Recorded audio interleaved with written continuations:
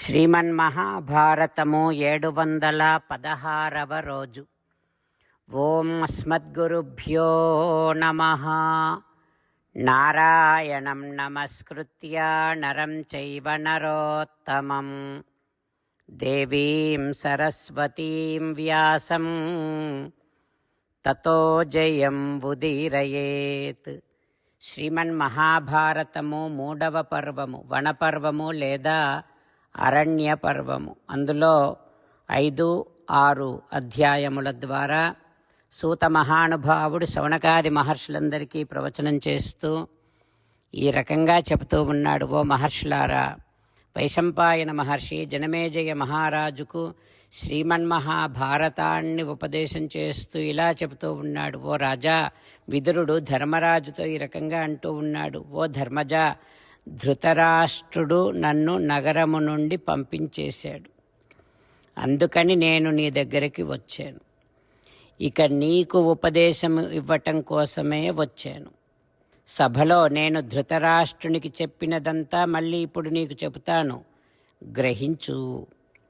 ఓ ధర్మజా, శత్రువుల వల్ల తీవ్రమైనటువంటి కష్టాలు పొందుతూ ఓర్పు వహిస్తూ తగిన సమయము కోసమని నిరీక్షించేవాడు, అట్లాంటి వాడు మనోనిగ్రహముతో సవై భుంక్తే పృథివీం ఏక ఏవ, ఒక్కడే ఈ సమస్త భూమండలాన్ని అనుభవించగలడు.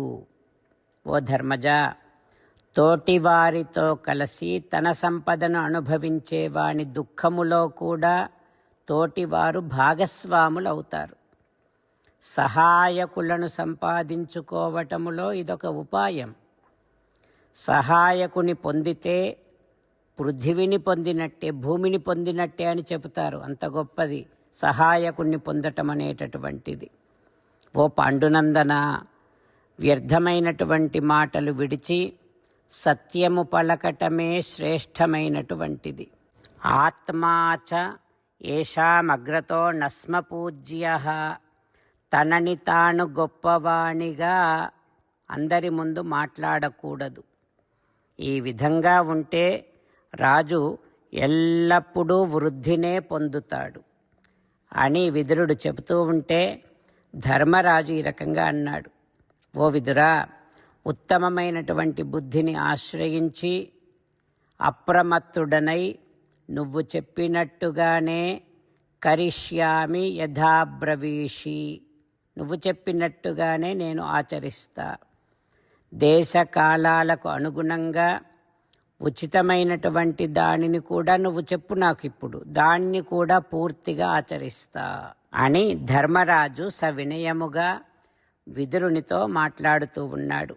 అయితే మళ్ళీ హస్తినాపురములో ధృతరాష్ట్రుడు విదురుడిని పంపించిన తర్వాత పశ్చాత్తాపం పొందుతూ ఉన్నాడు.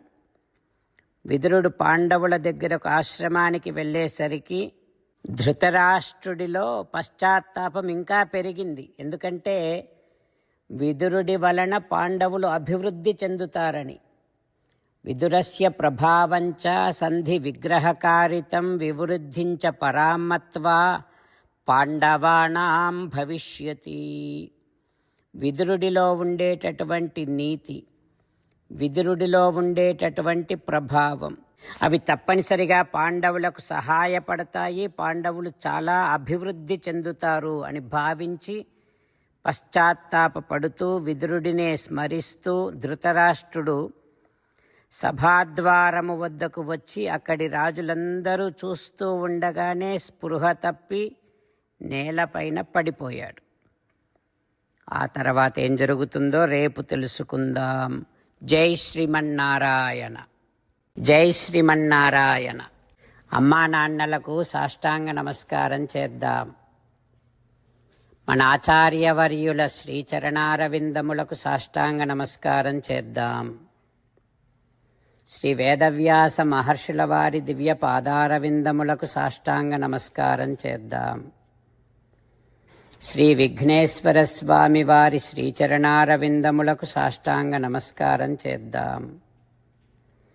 శ్రీమన్మహాభారత గ్రంథరాజమునకు శిరస్సు వంచి నమస్కరిద్దాం. శ్రీకృష్ణ భగవానుని శ్రీచరణారవిందములకు సాష్టాంగ నమస్కారం చేద్దాం.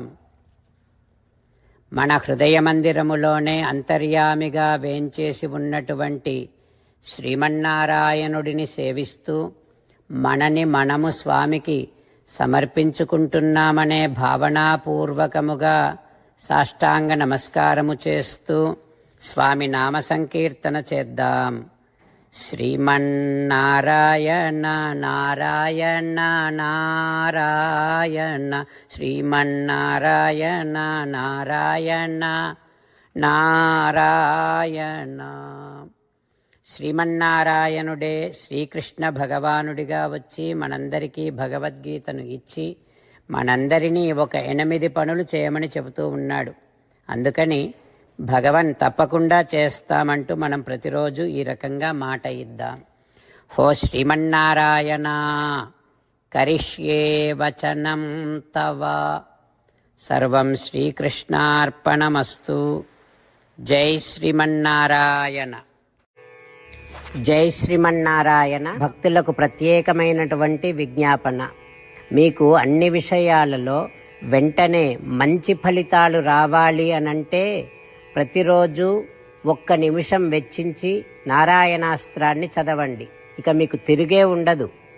నారాయణాస్త్రాన్ని పొందడానికి మీరేం చేయాలంటే నారాయణాస్త్రం అనే వెబ్సైట్కి వెళ్ళి మీ పేరు మీ ఈమెయిల్ ఇస్తే మీ ఈమెయిల్కి నారాయణాస్త్రం PDF వస్తుంది. అందులో ఒక రామాయణ శ్లోకం, ఒక గీతా శ్లోకం, ఒక విష్ణునామం ఉంటాయి. ఆ 3 కలిపి నారాయణాస్త్రం అంటాం. ప్రతి ఒక్కరికి వేరువేరు శ్లోకాలను ఇస్తున్నాం.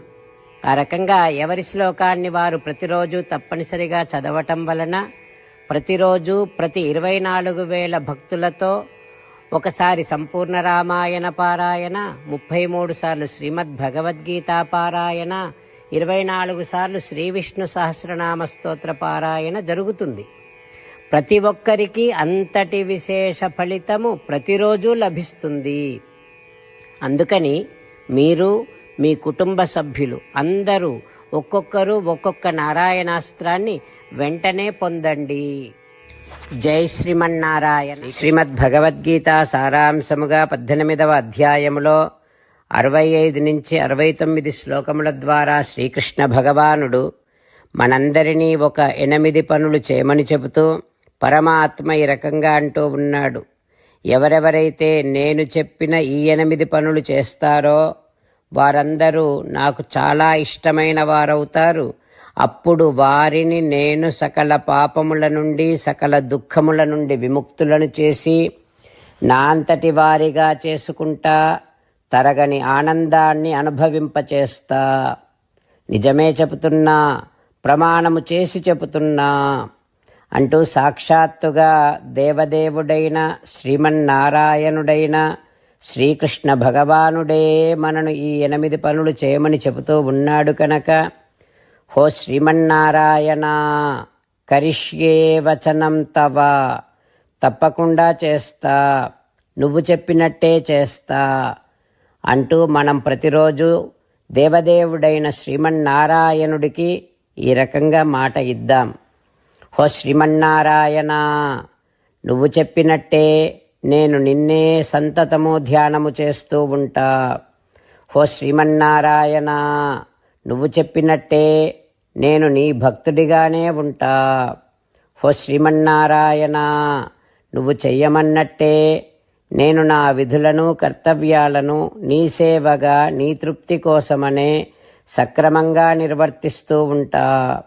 హో శ్రీమన్నారాయణ నువ్వు చెప్పినట్టే నేను నీవాడిని అనే మహావిశ్వాసాన్ని సంతతము కలిగి ఉంటూ నా హృదయములో నీకే నమస్కరిస్తూ ఉంటా.